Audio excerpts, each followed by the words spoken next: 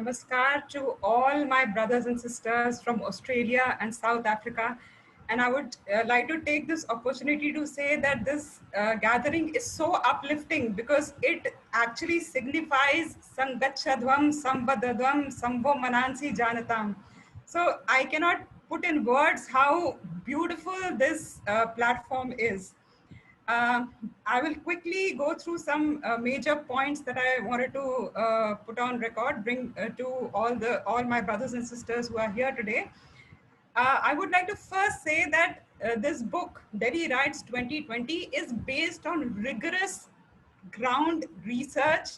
We went to the field, we spoke to people, we took interviews, we took data, we have accessed official data, and we met victims, representatives, community members from both communities. So overall, this book is a labor of love of this kind of intense ground research. While we were in the field from 29th February to 10th March.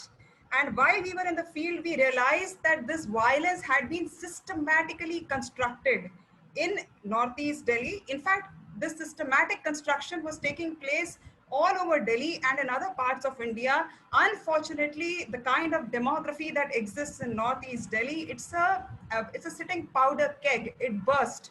So we saw that the formats on ground, the media on ground, the entire construction, it was aligned to urban Naxal and jihadi theories.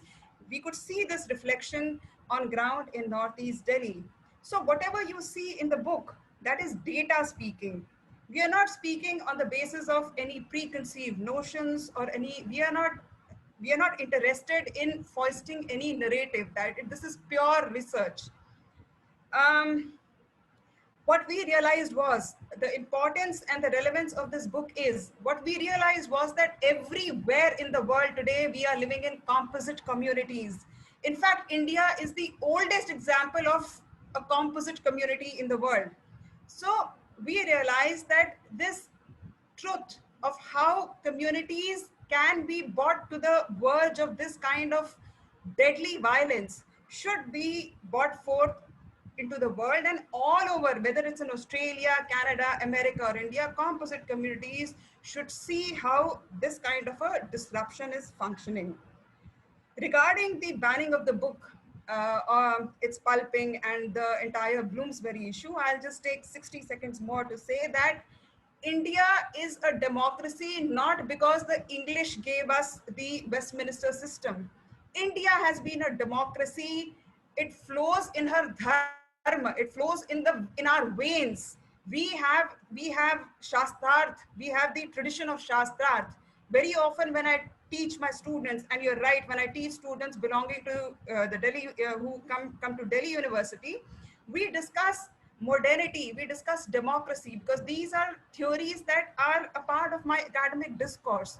I tell them India is modern because India has been having a great tradition of debate, and secondly, India is focused on human beings.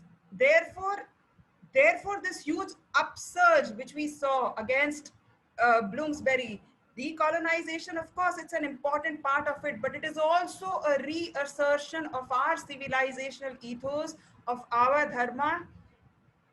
Last 30 seconds, I would like to say, everybody, please read this book, because one speech does not cause a riot. The riot was constructed over a period of time in Delhi, starting from 15 December 2019, and our book documents stepwise, in the light of theories, how this event has occurred. This book is now dedicated to Bharatvarsh and all the diaspora of Bharatvarsh, all our brothers and sisters who live in Australia, who live abroad. Globally, we are reaching out to them to read this book and support this initiative. Thank you. Namaskar.